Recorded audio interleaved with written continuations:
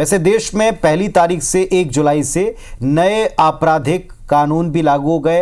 नए प्रावधान, नए नामों के साथ अंग्रेजों के जमाने से चली आ रही भारतीय दंड संहिता, दंड प्रक्रिया संहिता, साक्ष्य अधिनियम अब गुजरे जमाने की बातें। बिल्कुल, और ये क्या तब्दीलियां हुई हैं दर्शकों को हम ये भी बता देते हैं जल्दी से। दरअसल अब इनकी जगह भारतीय न्याय संहिता, भारतीय नागरिक सुरक्षा संहिता और भारतीय साक्ष्य अधिनियम ने जगह ले ली है। इन कानूनों से जुड़े विधेयक को बीते साल संसद के दोनों सदनों ने पास किया था। नए कानूनों में पुराने कानूनों की प्रचलित धाराएं और सजा के प्रावधान बदल दिए गए हैं। नए कानून के लागू होने के साथ क्या क्या बदल रहा है, जरा इस बात को भी हम आपको समझाते हैं।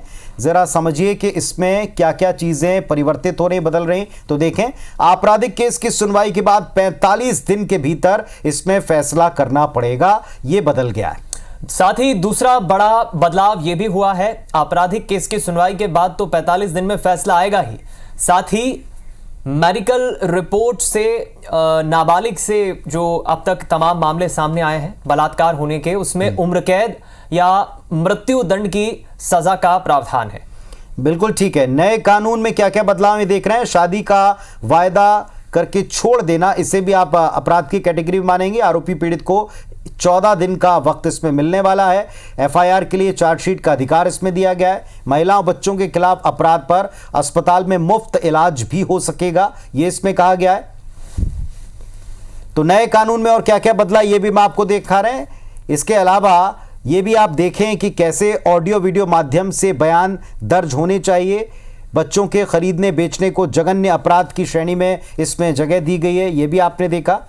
तो नए कानून के प्रावधान देख रहे हैं। बलात्कार पीड़ितों की 7 दिन के भीतर रिपोर्ट आनी चाहिए। नाबालिग से बलात्कार पर उम्र कैद का प्रावधान, शादी कर वायदा छोड़ने पर सख्त सजा का प्रावधान। ये कुछ लूपहोल्स रहे जिनको सुधारा गया है।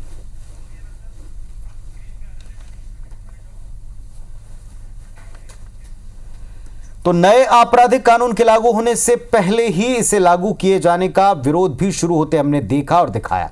गृह मंत्री अमित शाह जहां इसे पूरी तरह वाजिब और उचित बताते हैं, वहीं विपक्षी दल इसे जल्दबाजी में लागू करने की बात को कहते नजर आए। और वो ये कह रहा है कि इस कानून को लाने के पहले ठीक से चर्चा भी नहीं की गई।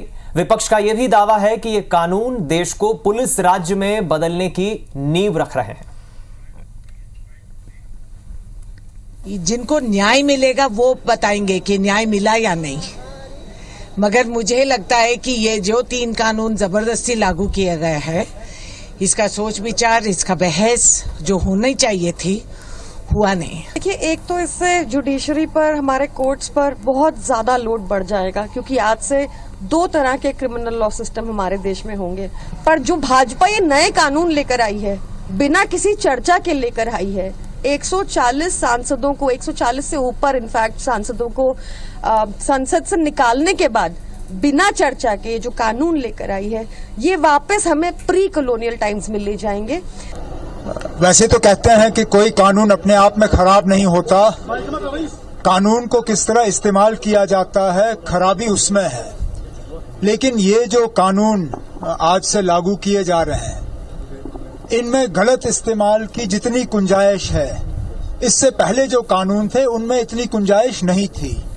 दंड की जगह न्याय लेगा, देरी की जगह स्पीडी ट्रायल और स्पीडी जस्टिस मिलेगा।